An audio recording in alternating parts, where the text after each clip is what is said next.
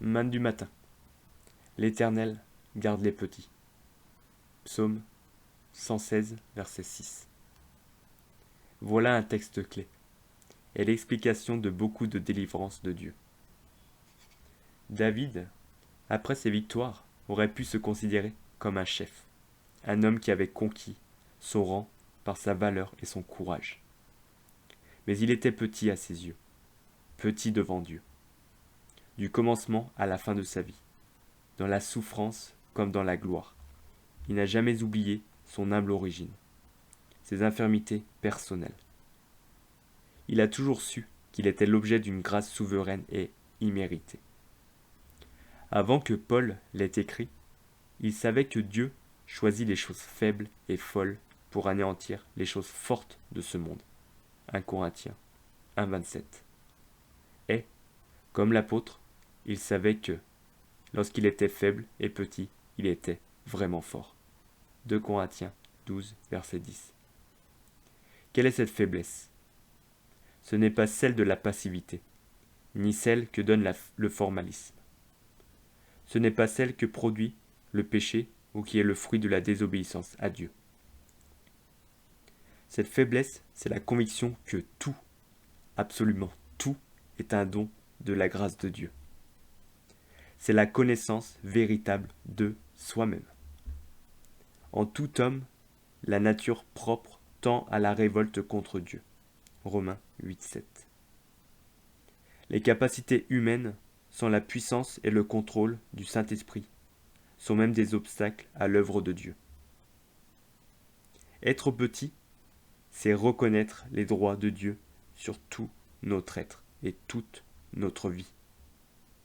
C'est avoir la certitude que pour tout ce que Dieu nous demande, pour chaque devoir, il nous donne force et capacité spirituelle. En un mot, c'est à la croix, c'est en Christ crucifié que commence la vie, que Dieu peut employer comme il le veut. Dans les difficultés, comme dans les bénédictions du service, cette marche humble avec Dieu garde de la défaite d'un côté et de la présomption et l'orgueil de l'autre côté. Quel que soit le travail, le service, le témoignage et la responsabilité qui nous sont demandés, là où se trouve cette grâce du Saint-Esprit, il y a joie et assurance, reconnaissance et louange, car l'Éternel garde les petits. Verset biblique. Matthieu 18, versets 1 à 6. En ce moment, les disciples s'approchèrent de Jésus et dirent : Qui donc est le plus grand dans le royaume des cieux ? Jésus, ayant appelé un petit enfant, le plaça au milieu d'eux et dit : Je vous le dis en vérité, si vous ne vous convertissez et si vous ne devenez comme les petits enfants, vous n'entrerez pas dans le royaume des cieux. C'est pourquoi quiconque se rendra humble comme ce petit enfant sera le plus grand dans le royaume des cieux. Et quiconque reçoit en mon nom un petit enfant, comme celui-ci me reçoit moi-même. Mais si quelqu'un scandalisait un de ces petits qui croient en moi, il vaudrait mieux pour lui qu'on suspendît à son cou une meule de moulin et qu'on le jetât au fond de la mer.